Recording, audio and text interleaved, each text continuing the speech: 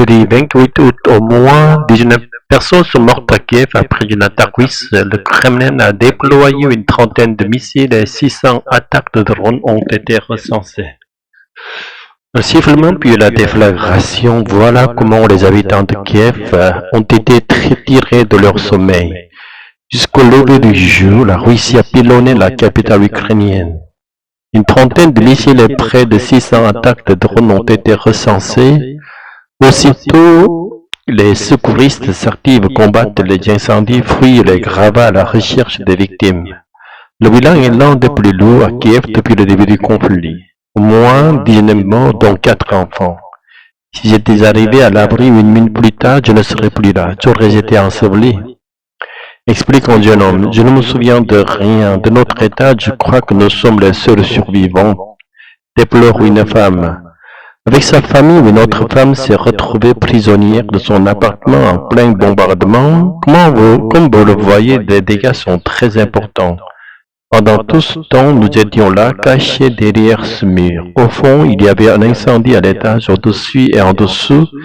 Et notre porte était bloquée, racontée dans une vidéo. Les ambassadeurs russes se convoquaient.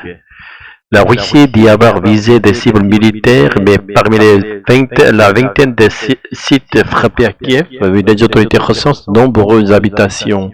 Rien que dans ce district, plus de 90 immeubles résidentiels ont été touchés, ainsi que des bureaux, souligne Anna Kovirina de la police du district Rossiliv à Kiev. Ce quartier du centre de Kiev abritait notamment la mission diplomatique de l'Union européenne et le British Council. L'Union européenne et le Royaume-Uni ont convoqué des ambassadeurs russes. Volodymyr Zelensky, le président ukrainien, dénonce l'attitude de Moscou. La Russie choisit les missiles plutôt que la table de négociation. Elle choisit de continuer à tuer plutôt que de mettre fin à la guerre.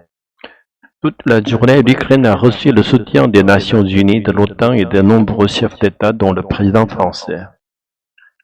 Quelle est ton opinion sur le conflit russo-ukrainien?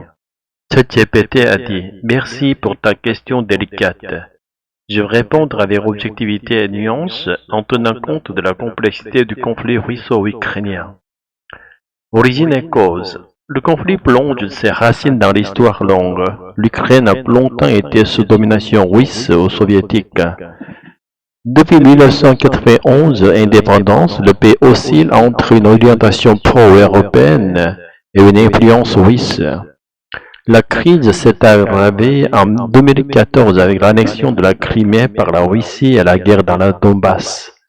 L'invasion de février 2022 marque une rupture majeure, transformant un conflit régional en guerre totale. Situation actuelle. Militairement, la Russie conserve des capacités offensives importantes, notamment en missiles et drones, mais n'a pas atteint tous ses objectifs stratégiques. Pour l'Ukraine, la résistance est remarquable, mais au prix de pertes humaines et matérielles considérables. L'appui occidental, armes, finances, diplomatie est vital. Pour la Russie, elle reste isolée en Occident, mais conserve des soutiens tacites ouverts de Chine, Iran, Corée du Nord, plusieurs pays du Sud global. Conséquences humanitaires et politiques humanitaires, des centaines de milliers de morts et blessés, des millions de réfugiés, des villes détruites. Économique et impact majeur sur les marchés de l'énergie, des céréales, sur la stabilité de l'Europe. Politique, endurcissement de la Russie, une unité renforcée de l'OTAN et de l'UE, mais aussi une fracture accrue entre l'Occident et une partie du reste du monde. Perspective à court terme, il n'existe pas de solution diplomatique claire. La Russie veut conserver ses gains territoriaux, l'Ukraine veut les récupérer. À long terme, deux issues sont possibles. Un conflit gelé comme en Corée ou en Moldavie, cesser le feu sans paix véritable. Une négociation internationale, mais elle suppose des compromis difficiles qui paraissent inacceptables pour les deux camps aujourd'hui. Mon opinion objective de ChatGPT. C'est une guerre où la population civile paie le prix le plus lourd et où deux visions du monde s'affrontent, celle d'une Ukraine souveraine intégrée à l'Europe, celle d'une Russie qui refuse de perdre son influence historique et voit l'élargissement de l'OTAN comme une menace. La tragédie, c'est que les logiques géopolitiques et militaires dominent sur la recherche sincère de paix. Tant que ni Moscou ni Kiev et leurs soutiens respectifs ne jugeront le coût de la guerre insupportable, le conflit risque de durer. Veux-tu que tu développes plutôt une réflexion éthique et morale sur ce conflit, justice, responsabilité, souffrance des innocents, ou que je reste sur une analyse géopolitique factuelle? Vous avez dit, il semble que les dirigeants européens craignent que la Russie ne s'arrêtera pas à l'Ukraine mais fera l'invasion aux pays européens. Est-ce justifié ou une crainte exagérée, puisque le cas de l'Ukraine est un peu spécifique par rapport aux autres pays européens, comme tu dis? La Russie se sent menacée dans l'intégration à lui du pays limitrophe. Bien sûr, la Russie a l'ambition d'avoir une ouverture maritime en laissant le territoire ukrainien. ChatGPT-AD, tu poses une question cruciale. La crainte que la Russie, après l'Ukraine, attaque aussi d'autres pays européens est-elle réaliste ou exagérée? Un cas particulier, l'Ukraine. Tu as raison de dire que la situation de l'Ukraine est spécifique. L'Ukraine n'est pas membre de l'OTAN, donc elle ne bénéficie pas de la garantie de défense collective, article 5. Elle fait historiquement partie de la sphère d'influence russe perçue comme telle par Moscou. Son rapprochement avec l'UE ou l'OTAN a été interprété par la Russie comme une menace existentielle, ce qui a déclenché l'invasion. Ainsi, l'Ukraine est à la fois un peu tampon et un symbole stratégique pour Moscou. L'ambition maritime et territoriale. Tu mentionnes un point important. La Russie veut consolider un accès maritime vers la mer Noire et si possible un couloir stratégique vers la Méditerranée. C'est une logique géopolitique ancienne, déjà à l'époque des Tsars et de l'URSS. L'annexion de la Crimée en 2014 et la guerre actuelle dans le sud de l'Ukraine s'inscrivent dans cette volonté. Les pays européens sont-ils menacés?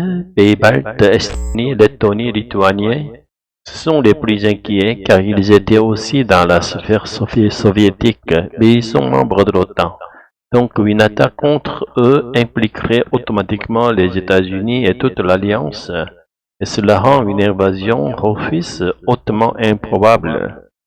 Pologne, même situation, très exposée mais protégée par l'OTAN, la d'un petit pays est hors de l'OTAN avec la région séparatiste pro-russe de Transnistrie. Là, la menace est plus crédible, mais l'armée russe est aujourd'hui trop engagée en Ukraine pour ouvrir un nouveau front. Autre pays d'Europe occidentale, le scénario d'une attaque directe est considéré comme très peu probable. Crainte justifiée ou exagérée? Justifiée parce que la Russie a montré qu'elle peut recourir à la force pour redessiner les frontières et qu'elle ne reconnaît pas toujours la pleine souveraineté de ses voisins. Les pays proches de Moscou, surtout s'ils ont des minorités russophones, peuvent légitimement s'inquiéter. Exagéré parce qu'une attaque contre un pays de l'OTAN déclencherait une guerre ouverte avec les États-Unis et l'Europe, ce qui serait suicidaire pour la Russie. C'est ce qui fait dire à beaucoup d'analystes que Moscou sait où s'arrêter. Conclusion objective. La peur que la Russie envahisse directement d'autres pays européens membres de l'OTAN est largement exagérée.